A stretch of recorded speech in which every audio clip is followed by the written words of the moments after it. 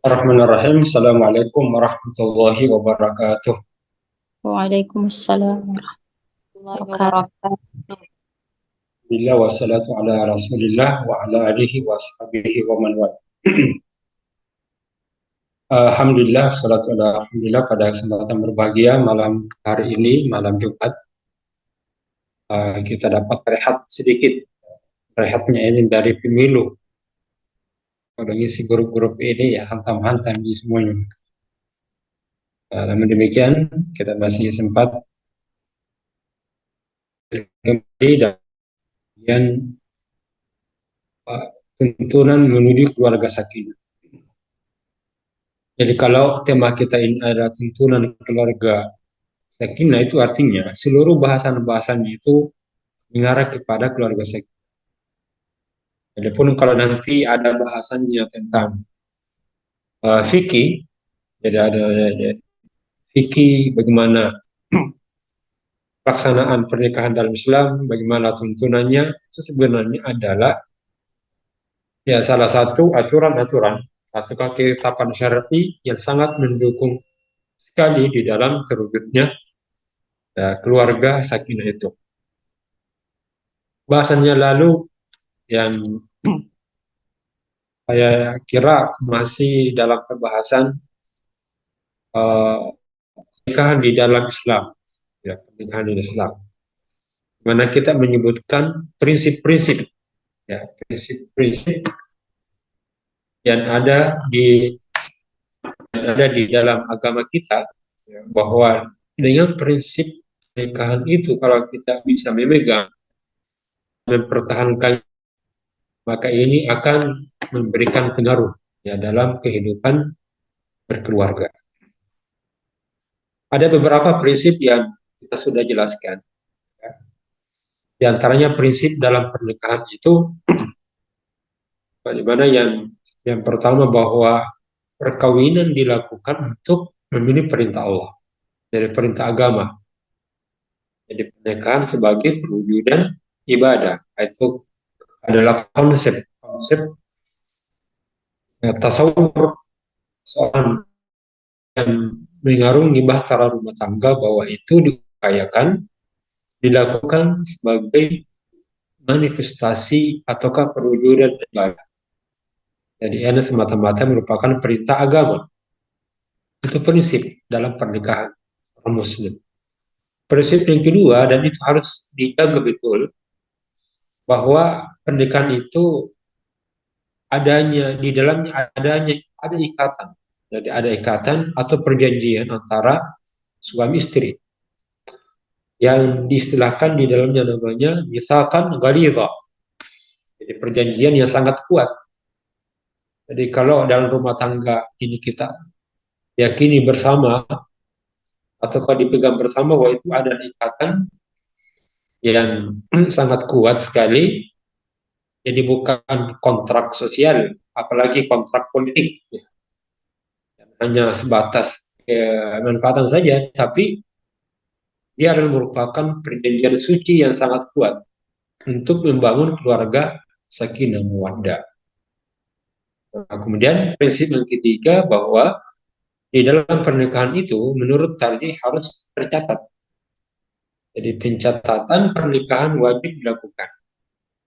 Itu sehingga dalam majelis tarjih itu sudah menfatwakan ya, tentang nikah siri tahun 2007, di mana keputusan isinya bahwa Muhammadiyah wajib hukumnya mencatat perkawinan yang dilakukannya itu. Nah, prinsip yang keempat dan harus dipegang itu adalah adanya akibat hukum perkawinan.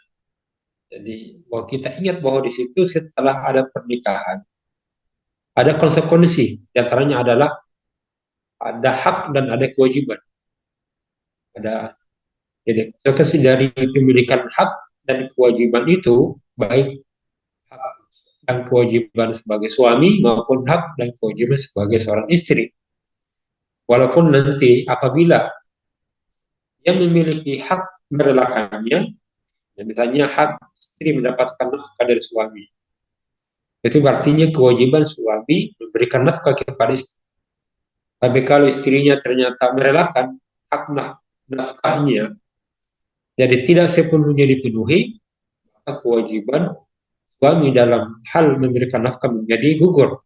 Ya, kalau misalnya direlakan.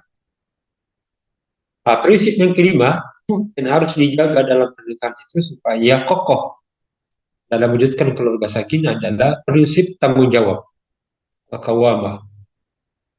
Nah, itu karena mungkin saya sampaikan di sini ya, atau belum. Di mana ada seorang sahabat itu datang kepada Umar bin Khattab. Itu ingin menceraikan istrinya. Lalu Umar berkata, kenapa kamu ingin menceraikan istri? Kata orang itu, ya karena sudah tua. Jadi karena tuanya mau diceraikan. Apa kata Umar? Ya, idan aina ri'ayah. Kalau begitu di mana tanggung jawab? Karena dalam rumah tangga, membangun rumah tangga itu adalah konsep riayah tanggung jawab itu. Ya, kenapa? Karena tuanya ya kamu menceraikan. Di mana tanggung jawab di dalam dari situ? Sehingga tidak melihat tua atau seperti apa, tapi ada tanggung jawab. Nah, yang seperti ini harus dipertahankan. Jadi dalam nikah itu ada tanggung jawab dan itu disebutkan dalam Al-Quran, ar-rijalu qawwamun 'ala kaum laki-laki itu ada pemimpin bagi kaum wanita.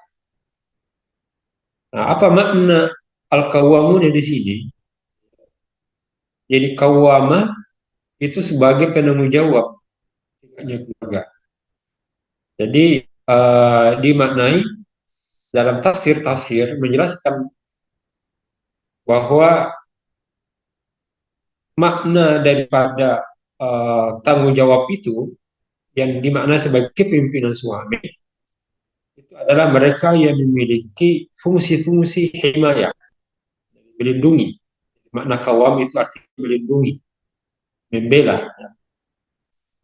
Makna kawama yang di dalam situ ada tanggung jawab itu disebut dengan riayah. Riayah itu artinya melindungi. Yang ketiga adalah wilayah, mengampu. Dan yang keempat adalah kifayah, ada mencukupi. Jadi kalau al-qawwamah itu tidak berarti bahwa dominasi dan kekuasaan dari penanggung jawab. Tapi di situ laki-laki memiliki fungsi atau suami memiliki fungsi untuk membela, melindungi, mengampu, mencukupi. Ya. Nah, sehingga walaupun nanti dalam hal suami tidak mampu melaksanakan fungsinya, misalnya suami sakit, ya berkepanjangan, ataukah suami meninggal dunia, ataukah suami tidak ada kabar beritanya, atau terkadang suami tidak berpenghasilan, maka fungsi tanggung jawab keluarga memberi nafkah itu bisa beralih kepada istri. Jadi pihak keluarga suami harus juga ikut memberikan nafkah bagi keluarga. Baik. Kemudian prinsip yang keenam, dan ini mungkin kita bahas malam ini, yang belum saya jelaskan adalah dalam Muhammadiyah atau Qatariyah Muhammadiyah, salah satu prinsip dalam nikah adalah prinsip monogami. Jadi prinsip bahwa dalam Islam itu adalah monogami. Ya, maksudnya apa? Jadi prinsip monogami dalam Islam disebutkan itu dalam upaya untuk menjaga kelestarian rumah tangga, ya agar terwujud keluarga sakinah itu. Antaranya adalah dengan tetap berprinsip dan menjaga prinsip bahwa dalam Islam itu adalah monogami. Kenapa ini dijadikan? Karena tradisi, ya. Jadi kenapa bukan poligami? Ini latar belakangnya tradisi Arab. Jadi itu sebelum Islam datang, pernikahan dengan banyak istri tanpa batas. Itu latar belakang uh, kebiasaan orang Arab terdahulu, ya sebelum datang Islam. Pernikahan tidak dibatasi, jadi mau 5, mau 10, mau 15. Jadi tidak ada pembatasan. Nah, perlakuan suami dan keluarga terhadap para istri itu cenderung manusia pada masa jahiliyah. Jadi banyak perlakuan kekerasan kepada istri, psikologis maupun sosial, ya ekonomi. Maka ketika Islam hadir, di mana itu tujuannya untuk membatasi poligami tadi. Ya, itu membatasi poligami bagi yang mampu berbuat adil dan hasanah terhadap para istri. Jadi kenapa muncul 3, 2, hanya sampai 4 itu sebenarnya pembatasan dan sebenarnya sebelumnya tidak dibatasi. Jadi kata 3, 2, 3, 4 itu adalah pembatasan yang sebelumnya tanpa batas. Jadi bukan langsung ya, 2, 3, tapi sebelumnya banyak. Nah, karena bermasalah, mana ditemukan berbagai penyimpangan, termasuk kekerasan kepada istri, maka dibatasi itu. Jadi boleh, tapi maksimal 4. Karena sebelumnya sampai 10, sampai berapa, tanpa batas. Jadi otomatis nanti uh, agak tidak manusiawi dalam hal memperlakukan istri dengan jumlah yang begitu banyak. Maka ada pembatasan, yaitu maksimal 4. Nah, meski demikian, itu diperbolehkan dengan syarat-syarat mampu berbuat adil terhadap para istri karena ilat kebolehan sampai 4 itu agar kenapa dibatasi untuk menghindarkan yang memang sudah terjadi ya, perlakuan tidak manusiawi yang sebelumnya itu dilakukan. Ya, ini pengurangan ya, kekerasan terhadap atau fisik, psikologis sebelumnya. Meskipun demikian Al-Quran memberi syarat bahwa manusia tidak mampu berbuat adil, ya, karena adil bukan mata-mata masalah materi yang bersifat konkret. Dari ayat Al-Quran maupun hadis bagaimana kita memahami itu. Jadi ayat Quran dan hadis Nabi ya, pada dasarnya dipahami bahwa pernikahan dalam Islam prinsipnya monogami. Jadi bila dihadapkan pada permasalahan dan kondisi tertentu, dimungkinkan poligami. Tentu dengan pertimbangan mampu berlaku adil, mendapat izin dari istri, dan mempertimbangkan pendapat anak-anak. Nah, kemampuan berlaku adil dan baik itu ditetapkan di pengadilan agama, di keputusan pengadilan agama. Apabila ada kekhawatiran tidak mampu berbuat adil ketika berpoligami, maka monogami, ya justru itu jadi dasar, jadi prinsip. Karena pada dasarnya bersikap adil dan menjauhi kemudaratan baik keluarga adalah lebih utama untuk menjaga nilai takwa. Itulah yang dipahami bahwa tidak ada dalam hal ini dipahami bahwa paling tidak ada 4 ayat yang dijadikan sebagai dasar prinsip. Berarti dalam ayat-ayat itu surah An-Nisa, wa atul yatama amwalakum wa la tatabaddalu al-khabitha bit-thayyib wa la ta'kulu amwalakum ila amwalikum kan huban kabira. Di situ wa in khiftum alla tuqsitu fil yatama fankihu ma taba lakum minan nisa'i masna wa thulatha wa ruba'. Jadi ayat ini kemudian di ayat yang lain dalam surah ini saya juga wa in aradtum istibdala zawjin maka zawjin wa ataytum ihdakunna qintara la ta'khudhu minhu shay'a ata'khudhunahu buhtanan wa ithman mubin. Jika kamu ingin mengganti istrimu dengan istri yang lain dan kamu telah memberikan kepada seseorang di antara mereka harta yang banyak, maka janganlah kamu mengambil kembali daripadanya bara sedikit pun. Apabila kamu mengambil kembali dengan jalan tuduhan yang dusta, dengan menanggung dosanya. Ya, dalam surah An-Nisa ayat 129. Walan tastati'u an ta'dilu bainan nisa'i walau harastum. Kamu sekali-kali tidak akan dapat berlaku adil di antara istrimu. Walaupun kamu sangat ingin berbuat demikian. Fala tamilu kullal maili fatadharuha kal mu'allaqah. Karena itu jangan kamu terlalu cenderung kepada kamu cintai sehingga kamu biarkan yang lain ya terkatung-katung. Dan jika kamu mengadakan kebaikan dan memelihara diri dari kecurangan, maka sesungguhnya Allah Maha Pengampun lagi Maha Penyayang. Jadi di sini Al-Quran membicarakan poligami, di antaranya ada di ayat itu. Ayat ini ayat 3, 9, dan ayat 2 dan 3 itu berbicara tentang kondisi yang melatar belakangi pengaturan poligami. Jadi ada latar belakangnya. Jadi syarat adil dan batas maksimal poligami dengan empat istri itu. Kemudian surah ayat 129, di situ ada ketidakmungkinan seorang suami berlaku adil terhadap istri dalam berpoligami. Kemudian di surah Nisa ayat 3 menghubungkan pengaturan poligami dengan ketidakadilan terhadap anak yatim. Nah, pemahaman ini itu berdasarkan sejarah, di mana itu terjadi karena dengan merekonstruksi cara memahami sejarah ketika ayat ini turun, apa latar belakangnya. Jadi ayat ini punya latar belakang kenapa ada perintah tadi itu. Fankihu ma taba lakum minan nisa. Pada waktu itu Islam baru saja mengalami kekalahan besar. Jadi di mana para Nakud yang menelan korban kurang lebih 70 orang, 70 pria yang mati syahid.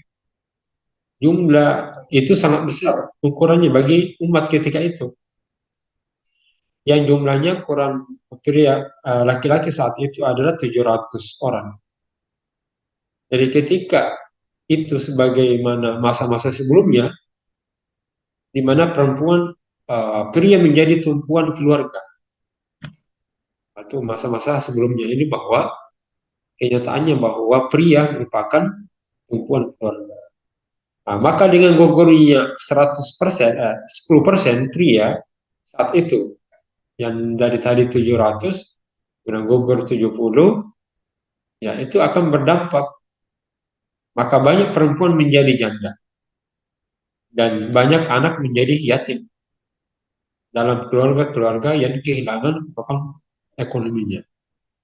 Nah, dengan kata lain di Madinah saat itu, di mana pusat pemerintahan Islam yang baru tumbuh, ketika itu terjadi booming janda, artinya banyak yang janda, kemudian banyak anak yatim piatu, yang potensial menjadi terlantar karena terjadinya peperangan sebelumnya, di mana uh, pemerintah belum bisa uh, memberikan uh, kesejahteraan secara keseluruhan.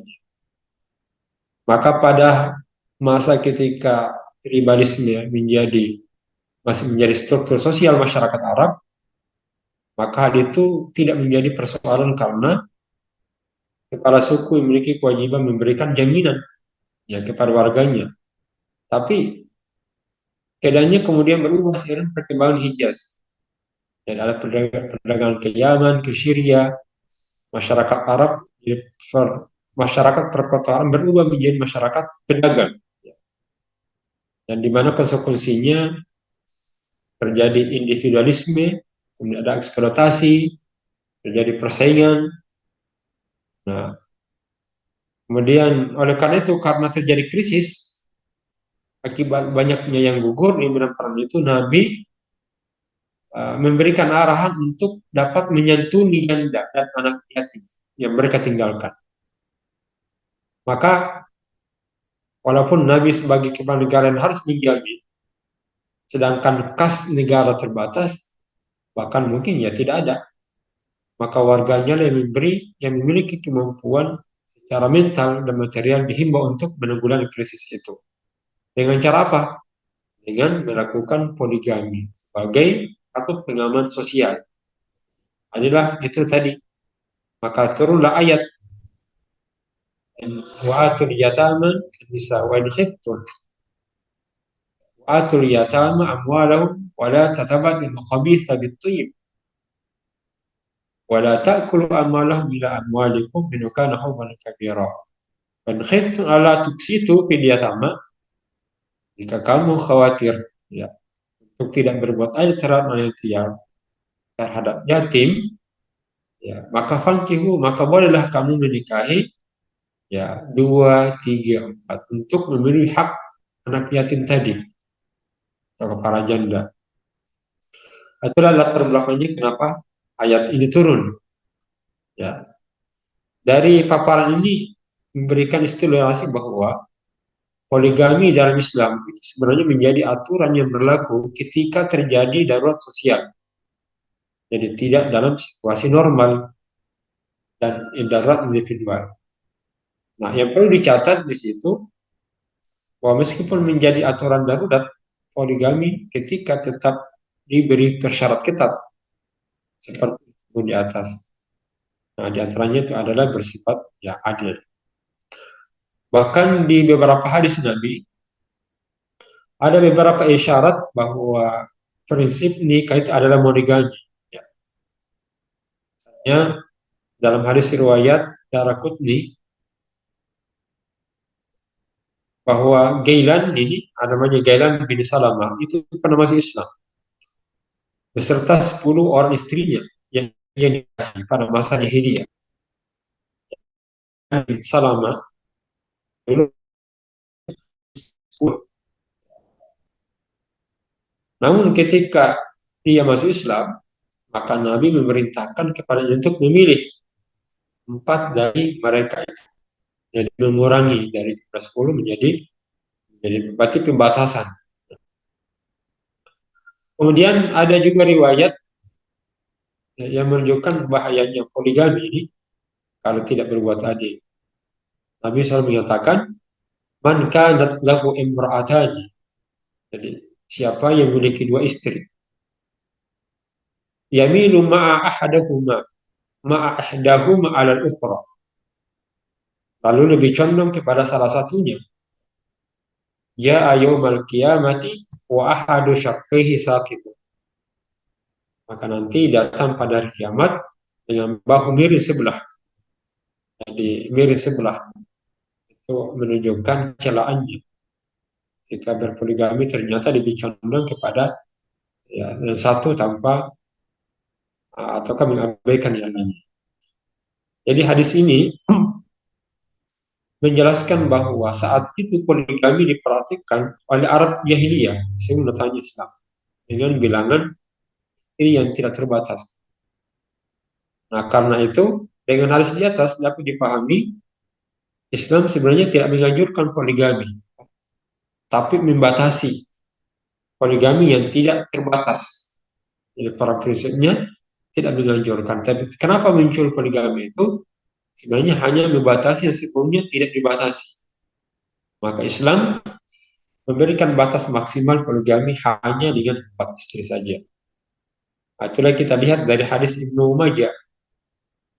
Bahkan bukan anjuran tetapi peringatan terhadap laki-laki melakukan poligami harus mampu berbuat adil. Ya, bahkan disindir kami yang tidak mampu berbuat adil dengan mengatakan bahwa kelak di hari kiamat bahunya nampak mirip. Itu sebenarnya sindiran ya, mereka yang berpoligami.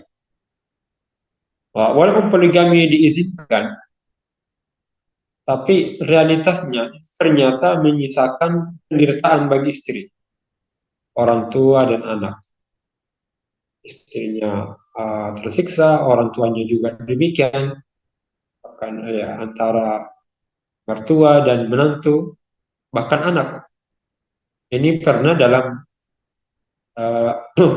ada seorang dari sahabat Miswar bin Mahkamah yang mengangkat peristiwa yang pernah dialami oleh putri Nabi itu Fatimah. di mana ketika Ali akan melakukan poligami, itu ada ya semacam ketidakredaan Nabi, ya, di mana anak perempuannya dimadu atau dipoligami. Ini dalam riwayat Miswar bin Ahkamah itu pernah bercerita Rasulullah suatu ketika pernah berdiri di atas mimbar, lalu dia berkata, sesungguhnya keluarga Hisham wahwa mimbar, inna ibadi Hasham ista'dzanu fi ayyunkihu ibnatum alayya ala ya, Ali bin Abi Thalib. Jadi dulu kata Nabi, keluarga Hisham bin Al-Mughirah itu pernah minta izin kepada aku untuk menikahkan putrinya dengan Ali bin Abi Thalib. Jadi Hisham bin Al-Mughirah ini pernah minta izin kepada Nabi agar menantunya itu menikahi putrinya. Itu apa kata Nabi? Nah, saya tidak izinkan. Saya tidak izinkan. La adani. Ya, saya tidak izinkan. Kecuali jika Ali bin Abi Thalib ini menceraikan putriku yang menikah dengan putrinya Hisham, keluarga Hisham. Dan Nabi pada juga bahwa kalau memang Ali bin Abi Thalib mengizinkan mau menikahi, maka lebih baik ia menceraikan putriku. Kenapa? Karena kata Nabi bahwa fa innama hiya bid'atun minni. Karena Fatimah itu adalah darah dagingku. Yuribuni ma urabaha wa yu'zini ma adaha. Jadi menyusahkan anak putriku itu berarti menyusahkan diriku. Dan menyakitinya, artinya menyakiti Fatimah, itu berarti menyakitiku. Nah, ini riwayat Bukhari dan Muslim. Ya, ketika Bani Hashim minta izin kepada Nabi agar menantunya bisa menikahi putri Hisham, keluarga Hisham. Nabi tidak mengizinkan. Nabi SAW sudah bisa memprediksikan bahkan terjadi hal yang dapat menyakiti hati Fatimah. Sedangkan Fatimah itu, kata Nabi, dia adalah darah daging. Siapa yang menyusahkannya berarti dia menyusahkanku. Siapa yang menyakitinya berarti dia menyakiti. Nah, hadis ini itu mempertegas prinsip monogami dalam pernikahan. Sehingga Nabi SAW melarang Abi Thalib menantunya sekaligus sahabat terdekat untuk melakukan poligami. Bahkan beliau meminta Ali memilih mencarikan Fatimah, ya Nabi, jika tetap menikahi gadis tersebut. Nah, apa alasannya? Kenapa Nabi SAW melarang itu? Jadi beliau tidak rela andaikan poligami itu akan menyusahkan dan menyakiti putri tercintanya Fatimah. Yang berarti menyakiti perasaan Rasulullah SAW sebagai ayah. Jadi jika kedua kelompok hadis di atas digabungkan, maka dapat dipahami jadi hadis-hadis tentang poligami tidak menyebutkan perbuatan sunnah atau yang dianjurkan. Dan poligami dalam Islam merupakan ketentuan pembatasan yang pernah terjadi sebelumnya yang tidak terbatas. Kemudian poligami dilakukan dengan memenuhi ketentuan adil dan pelaksanaannya terwujudnya keadilan yang diputuskan oleh pengadilan. Ya, Allah juga menyatakan bahwa manusia tidak bisa berbuat adil. Namun demikian poligami dapat dicegah oleh semua pihak. Jadi, baik keluarga, istri maupun suami, manakala diduga kuat pernikahan itu dapat menyusahkan istri pertama dan keluarganya. Nah, itu salah satu tuntunannya. Jadi kalau manakala ada dugaan kuat dalam pernikahan itu menyisahkan, menimbulkan kesusahan istri pertamanya bahkan keluarganya, maka dapat dicegah oleh beberapa pihak. Untuk apa? Untuk mewujudkan keluarga sakinah. Jadi dalam mewujudkan keluarga sakinah, poligami tidak menjadi pertimbangan ketika menghadapi masalah antar suami. Jadi semua anggota keluarga hendaklah berusaha menjauhkan peluang yang dapat mengantarkan kepada kesusahan tadi yang lahir dari poligami. Untuk apa? Dalam mewujudkan keluarga ya sakinah, mawaddah warahmah. Baik, sekarang itu prinsip yang keenam dalam dalam bahasan kita. Ya, saya kira mungkin ini karena bahasannya sudah berakhir dalam bahasan prinsip, jadi kita nanti akan masuk dalam bahasan yang lain yaitu terkait dengan pelaksanaan pernikahan bagaimana. Jadi sudah ada prinsip-prinsip, tapi dalam proses pelaksanaannya itu harus sesuai dengan tuntunan. Itu juga bagian dari uh, uh, tuntunan menuju keluarga sakinah. Yaitu apakah bagaimana bentuk walimahnya, ya harus tercatat, tidak boleh dilaksanakan secara sirri. Ya. Di situ ada walimatul urus, di mana walimah itu dilaksanakan, tidak berlebih-lebihan, tidak ada israf, pemborosan, juga tidak boleh bermewah-mewah. Jadi dia dilaksanakan dengan hati yang ikhlas, bertiwa kepada Nabi Sallallahu Alaihi Wasallam dalam hal juga mengundang walimah, ya. Tidak hanya untuk orang-orang yang berada saja, tapi juga orang-orang yang tidak mampu, terutama bagi keluarga dekat dan tetangga. Itu dibahas di dalam bagaimana melaksanakannya. Itu harus dipertimbangkan, harus menjadi tuntunan supaya hal itu menjadi kesepakatan bersama dalam pernikahan. Baik, saya kira demikian dulu. Jadi kita kembangkan pada bahasan-bahasan setelah ini. Ya, baik. Terima kasih banyak Ustaz untuk materi yang diberikan. Saya kira sangat penting sekali ya terkait yang terakhir ini prinsip-prinsip pernikahan dalam Islam. Saya kira apa namanya tema monogami ini, apalagi mungkin kalau kita sudah bahas poligaminya begitu dimanapun, sepertinya selalu menjadi topik yang sangat apa ya menarik untuk dibahas begitu. Dan alhamdulillah malam ini saya kira Ustadz memberikan apa penjelasan yang sangat detail bagaimana sejarahnya muncul poligami itu, dan alhamdulillah kita bersama-sama masuk pada sesi selanjutnya yaitu diskusi. Ya, ini ada beberapa mungkin saya bacakan di kolom chat Ustadz, mohon izin. Ini yang pertama ada Mustabsyiratul Ailah bertanya terkait dengan apakah poligami dianggap tidak sah jika pihak keluarga atau wali atau orang tua tidak mengizinkan.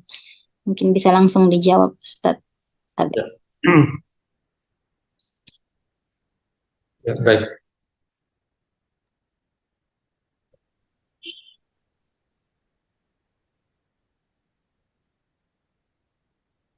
Jadi pun kalau nanti terjadi pernikahan poligami, jadi nanti dalam bahasan fikih nikah itu kan ada syarat sah nikah, ada rukun-rukun nikah, juga nanti ada sunnah-sunnah.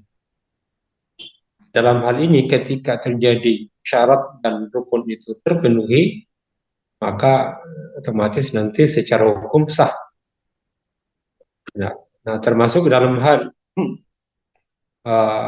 misalnya laki-laki menikah dengan perempuan, lalu tidak disetujui, apakah pernikahan itu ya sah? Sah kalau terpenuhi syarat-syaratnya. Ya, dia tercatat, kemudian ada jawab kabul, kemudian ada saksi, tapi pihak keluarga ada yang tidak menyetujui, termasuk keluarga misalnya.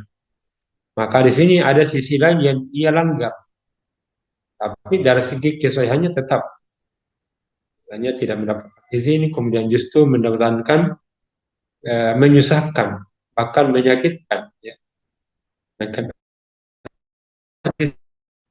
Jadi dosanya karena melakukan hal yang menimbulkan kesusahan dan kesulitan.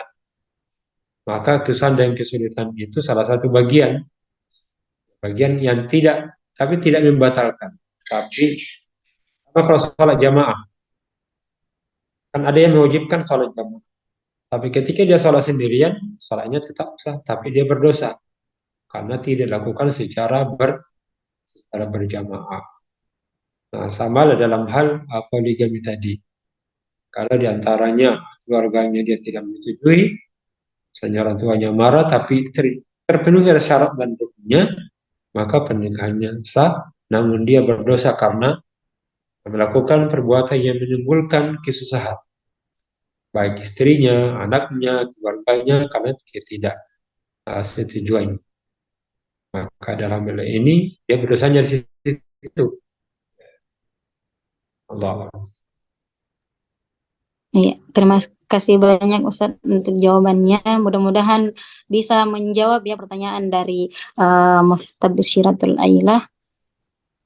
Eh, Selanjutnya Ustadz ini ada kembali Hernawati yang bertanya terkait ini eh, jika merujuk pada Rasulullah SAW yang tidak menginginkan putrinya Fatimah dipoligami karena tidak mau jika disakiti, berarti pada hakikatnya tidak ada poligami yang betul-betul bagus karena hampir semua praktek poligami ada yang terlebih lagi keadilan dalam hal perasaan. Nah, siapa yang bisa menjamin? Uh, saya pernah salut sama salah satu ayahanda yang mampu memiliki istri 4 dan keempatnya diberikan fasilitas yang sama, rumah, kendaraan, pergi umroh dan lain-lain. Bahkan semua karyawannya katanya diberangkatkan umroh. Katanya semua istri bahagia, tapi itu semua yang terlihat dari luar. Kita tidak tahu bagaimana persoalan yang di dalam hati.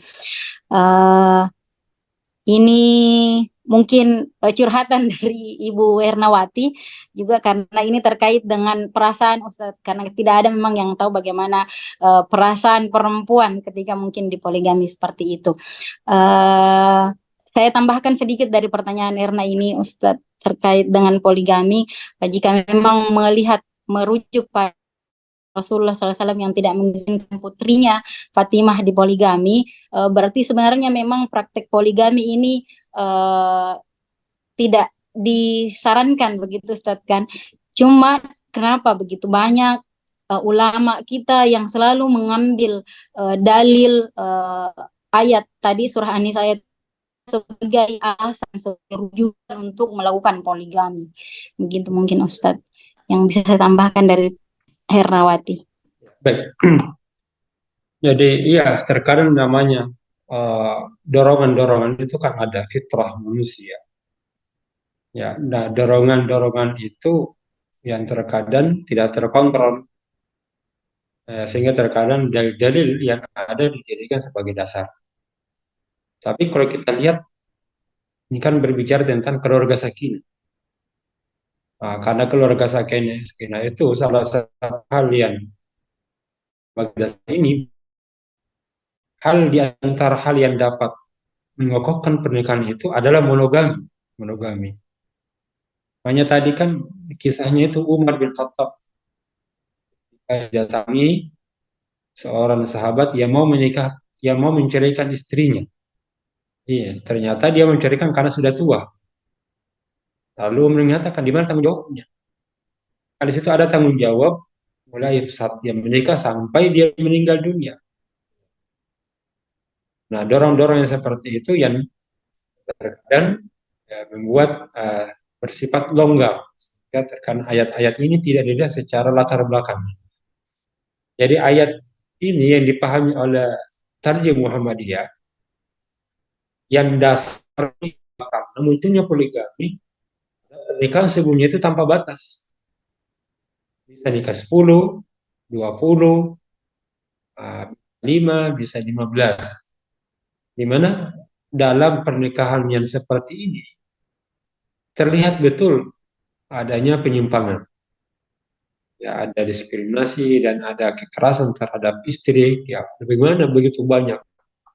Nah, jumlah yang banyak ini kan berpotensi untuk menelantarkan istri dan keluarga.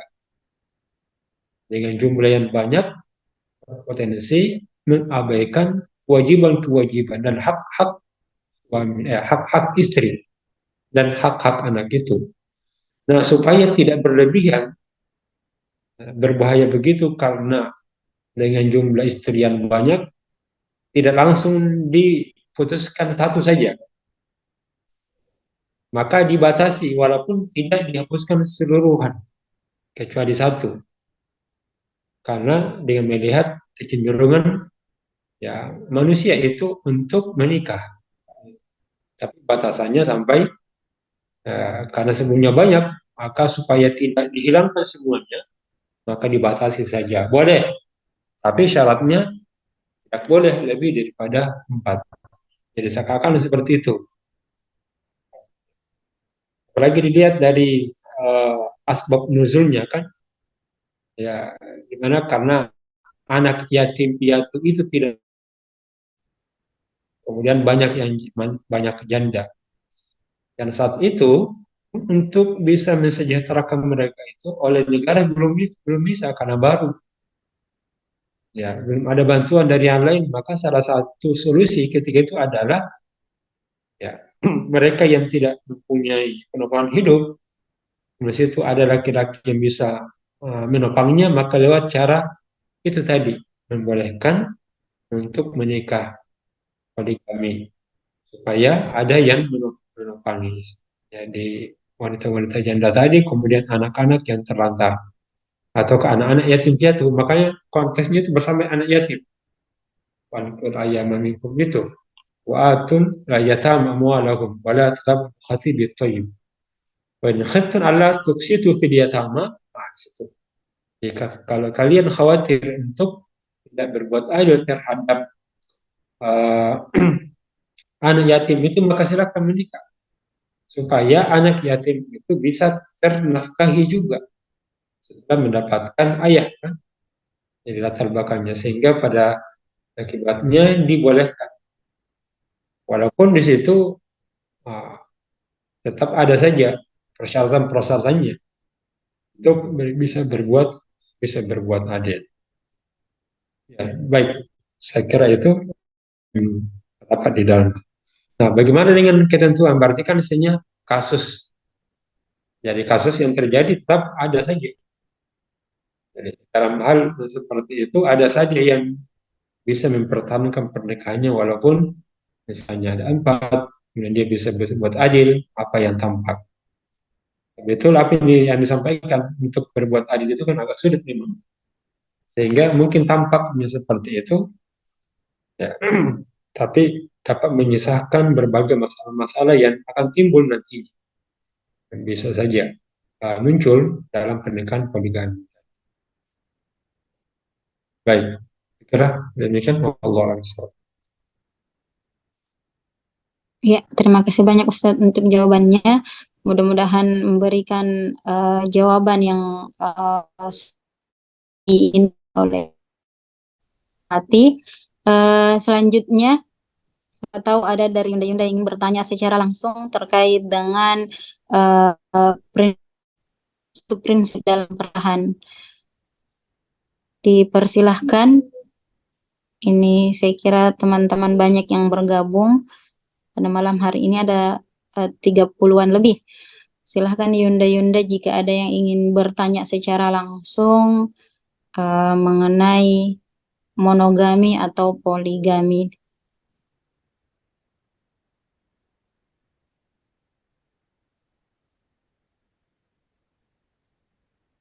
Iya, mungkin sambil menunggu pertanyaan dari Yunda-Yunda yang lain, saya mungkin sedikit ada pertanyaan juga Ustadz terkait dengan kasus ini, karena memang saya kira kita tidak bisa memungkiri terkait kasus terkait dengan poligami ini banyak sekali di sekitar kita dan selalu yang dibahas begitu.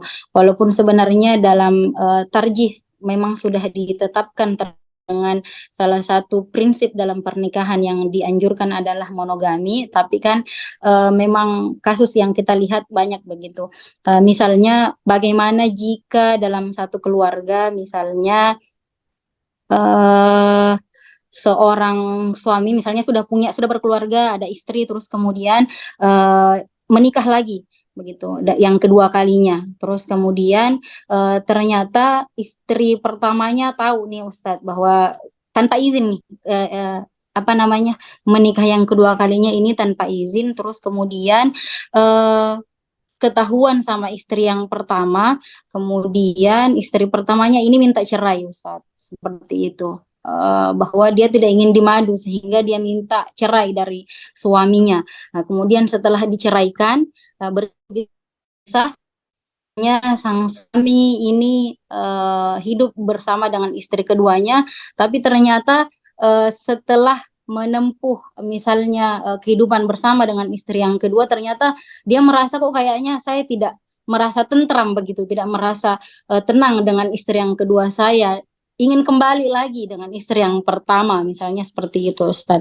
Nah, bagaimanakah dengan kasus yang seperti ini? Karena kan memang yang diinginkan tadi ya prinsip monogami itu, tapi ternyata ada kasus yang seperti ini tadi. Dia ternyata lebih merasakan ketenangan. Jadi ada perbandingan begitu yang dirasakan Ustadz sama seorang laki-laki ini begitu. Ustadz. Bagaimana kira-kira kalau misalnya ada kasus yang seperti ini?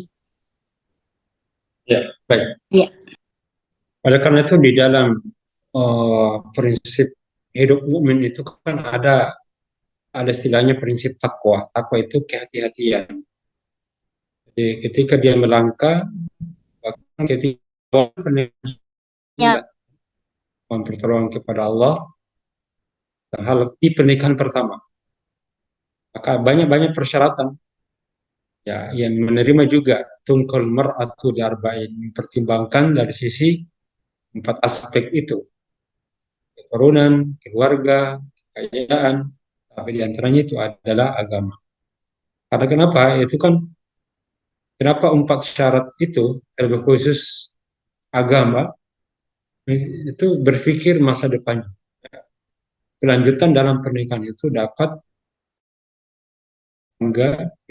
terselesaikan dengan agama. Tapi kalau agama ini diabaikan, tidak dipahami dan diamalkan, kita tidak berperilaku seperti orang yang beragama, maka nanti muncul berbagai masalah yang muncul. Ya, perceraian otomatis, ya, kekerasan, hak-haknya tidak terpenuhi, kewajiban-kewajibannya juga tidak dia berikan, haknya dia tidak berikan kepadanya, sehingga menjadi dasar betul ya, dalamnya. Apatah lagi masuk kepada pernikahan yang kedua, karena dua aspek yang harus dipertimbangkan, namanya maslahat dan kemudian yang sudah terbangun sebelumnya. Itu di situ ada istri, ada anak, dan ada keluarga besar, ya keluarganya dari pihak suami, pihak keluarganya dan pihak keluarga istri. Jadi di mana kemaslahatannya tetap harus dijaga. Di sisi lain juga harus mempertimbangkan kemaslahatan perempuan yang baru nanti dinikahi atau istri kedua. Nah, masuklah nanti di situ ada keluarganya. Nah, untuk menikah yang kedua itu harus juga pertimbangkan apa dampaknya ya. Kalau terjadi kasus di istri pertama, lalu kedua aman-aman, ataukah justru nanti bermasalah kedua. Ya, kasus mau kembali ke istri pertama, otomatis ini istri kedua terlantar juga. Ya, ataukah istri kedua akan sakit juga karena ditinggal, karena sudah terbangun keluarga lalu diberikan lagi. Maka muncul kemudaratan yang kedua. Ya, maka dalam hal ini tetap mempertimbangkan dua kemaslahatan, dua sisi dari keluarga yang awal dibangun, kemudian tetap mempertimbangkan ketersambungan keluarga yang baru dibangun. Kalau ternyata mengakibatkan seperti tadi dia mau kembali, ya tanya. Nah itu kan masih ijtihad. Lihatlah dari sisi mana yang lebih banyak maslahatnya. Pun kalau nanti itu sudah terjadi betul, nah, mesti di situ ada berfikih. Kita namanya berfikih, berijtihad. Dari sisi mana yang lebih banyak yang lebih banyak kemaslahatannya. Misalnya kita lihat istri pertama, otomatis kan sudah dibangun lama, baru dibangun. Jadi kan sudah lama, sudah ada anak, dan sudah ada istri, kemudian keluarga sebelumnya, otomatis antara keduanya sudah banyak hak dan kewajiban yang terpenuhi. Jadi sudah saling tolong menolong, kemanfaatannya sudah masing-masing dirasakan. Yaitu harus lebih dipertahankan sebenarnya. Karena telah mengawali pernikahan dan sudah ada anaknya di situ, dan apa dampaknya kalau ditinggal? Maka anaknya apalagi kalau masih kecil-kecil, masih belum ada, masih butuh penopang dari seorang ayah dan seorang dalam rumah tangga. Itu dalam hal ini kemaslahatannya adalah yang pertama tadi, karena banyak kaitan-kaitannya. Istrinya yang sudah bangun, sudah lama terbangun, kemudian anaknya yang tidak bisa dipisahkan bagaimanapun keadaannya, tidak bisa. Karena tidak ada mantan anak. Mungkin kalau istri ada mantan istri. Tapi kalau anak tidak ada mantan, di mana ada haknya, ada kewajiban. Walaupun bercerai, haknya masih ada. Dan itu ternyata kalau sudah bercerai dengan istri pertama, sulit disatukan. Sehingga terkadang hak-hak anak tidak terpenuhi. Karena perceraian itu tadi. Nah, barakallahu. Sehingga kalau kita melihat dari sisi mana, maka dia bisa berijtihad. Ijtihadnya adalah melihat kemaslahatannya yang lebih banyak. Karena itu memang harus kita berpikir, kasihan istri kedua yang sudah terbangun juga, ketika ditinggal otomatis kan terlantarkan juga. Nah, itulah salah satu dampaknya ketika dalam pernikahan tidak mendapatkan keridhaan masing-masing, baik dari pihak istri maupun keluarga. Ya, makanya di situ kenapa di Tarbiyah Muhammad dia memasukkan dalam bahasan tuntunan keluarga sakinah itu sebagai bentuk upaya untuk menghindarkan munculnya potensi-potensi masalah yang akan muncul. Jadi ada istilahnya sa'd zari'ah, ya. Nah, dengan seperti itu bisa lebih fokus untuk membangun dan berupaya untuk menghindarkan yang munculnya fitnah-fitnah ataukah masalah-masalah yang baru muncul setelah pernikahan yang kedua. Ya. Ya, Masya Allah, Ustaz. Berarti memang pernikahan itu kehati-hatian ya, Ustaz, begitu. Jadi memang sebelum menikah banyak hal yang perlu diperhatikan. Jadi memang pernikahan itu, yang saya simpulkan pernikahan itu bukan hal yang main-main, perlu kehati-hatian sebelum melaksanakan pernikahan. Ada pertanyaan lagi ini, Ustaz, yang masuk di kolom chat. Ini mohon izin, ini namanya Nonem. Ya, di meeting chat ini tulisannya Nonem. Ini tulisannya, pertanyaannya, bagaimana jika ada seorang suami berniat poligami tapi nyatanya sama saja selingkuh karena bertemu diam-diam dan juga komunikasi tanpa sepengetahuan istrinya. Begitu juga ketika berkomunikasi tidak ingin istrinya tahu. Bagaimana si istri harus menyikapinya ketika harus tahu? Mohon pencerahannya, Ustadz. Bisa mungkin ini atas nama siapa ya? Nonem ini. Terkait dengan suami yang berniat poligami tapi ternyata sama saja dengan selingkuh, Ustadz, begitu. Bagaimana kira-kira sikap yang harus diambil oleh sang istri? Ya, baik. Ya, terkait dengan kasus seperti ini, ya istri kan punya tanggung jawab seperti suami juga ada tanggung jawabnya. Dan rumah tangga itu satu kesatuan. Jadi kullukum ra'in wa kullukum mas'ulun an ra'iyatihi. Kalian itu ada tanggung jawab. Nah, tanggung jawab untuk suami tadi adalah qawwamah. Jadi mengayomi, membela, melindungi, dan memberi nafkah dan lain sebagainya. Tanggung jawab. Nah, kemudian istri juga ada tanggung jawabnya dalam rumah tangga. Mana membangun, menjaga kerukunan, menjaga kesakinahan di dalam. Maka berlakulah yang namanya adinu nasihat.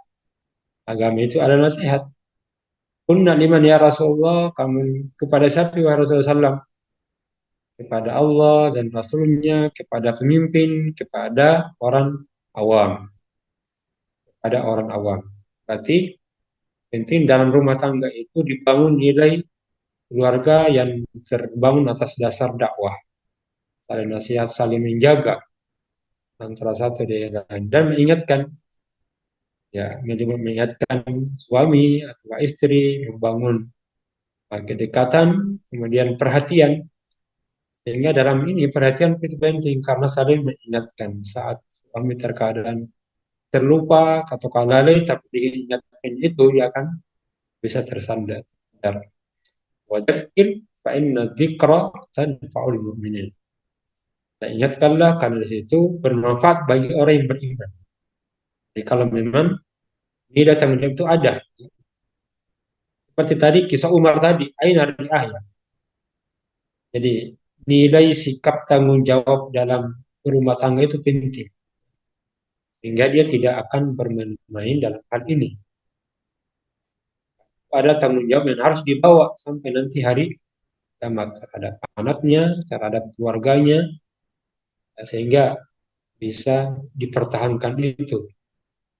Nah, tadi kan prinsipnya rumah tangga itu sampai hari kiamat. Udkhulu antum azwajukum tuhbarun. Nah, masuklah kalian. Maka suami ketika mendapatkan nasihat, ya seperti harus cepat tersadar. Karena itu cara baik. Itu artinya terbangun nilai-nilai dakwah di dalam rumah tangga tadi. Pun kalau terjadi kan ada sakinah, namanya sakinah. Ya, ada saja dinamika yang ada di dalamnya. Tapi kemampuan untuk menghindarkan hal yang tidak dirugikan itu bagian dari jihad. Ya, makanya namanya jihad dalam rumah tangga. Itu karena tidak mudah untuk mempertahankan itu. Kali rumah tangga itu dirahmati, dikaruniai oleh Allah Subhanahu wa taala yang ada di dalam. Nah, itulah kata kuncinya adalah nasihat antara satu dengan yang lain.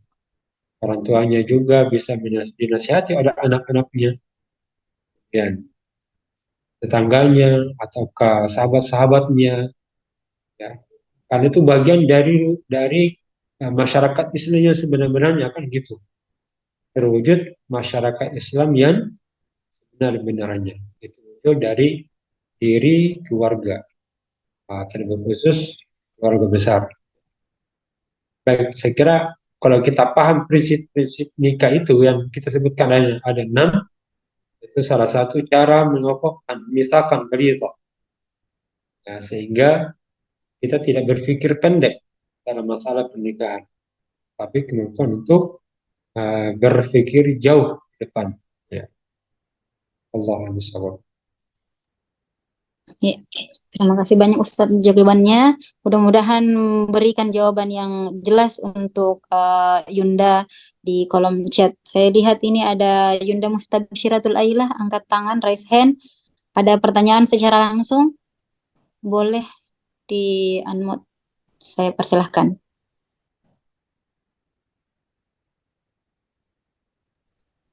Oh iya, minta tolong host untuk dibuka mikrofonnya. Saya juga, saya kayaknya juga sebentar. Iya, sudah dibuka. Silahkan. Bismillahirrahmanirrahim. Assalamualaikum warahmatullahi wabarakatuh. Sebelumnya syukran jazakallahu khair Ustadz Kak atas kesempatannya. Izin bertanya terkait poligaminya seorang suami bersama janda yang punya anak.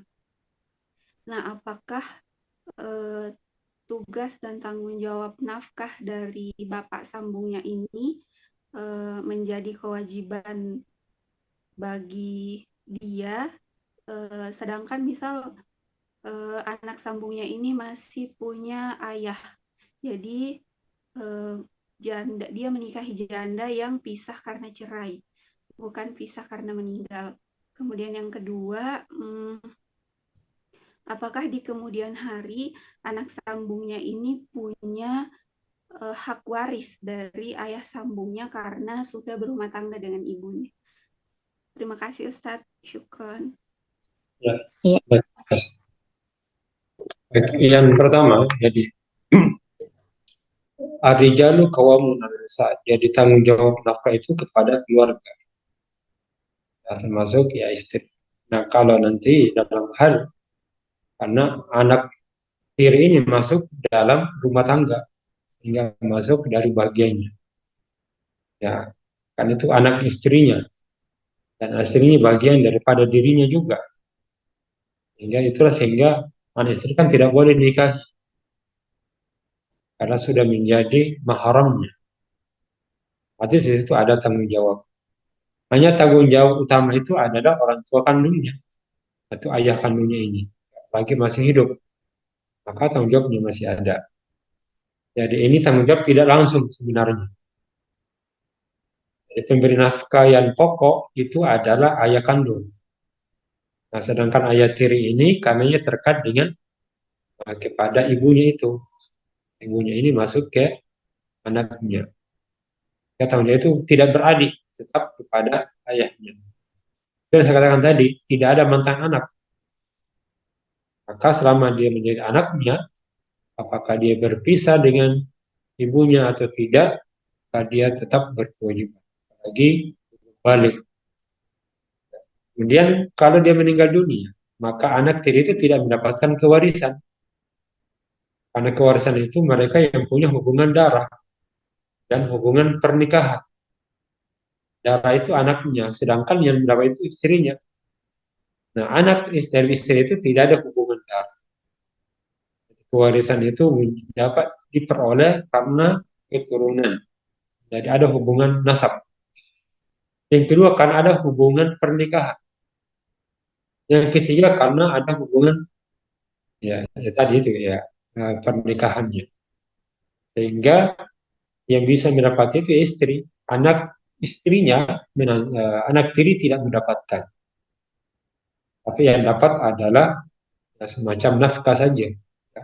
Tapi kalau untuk kewarisan, maka anak tiri tidak dapat. Yang ada adalah istrinya saja.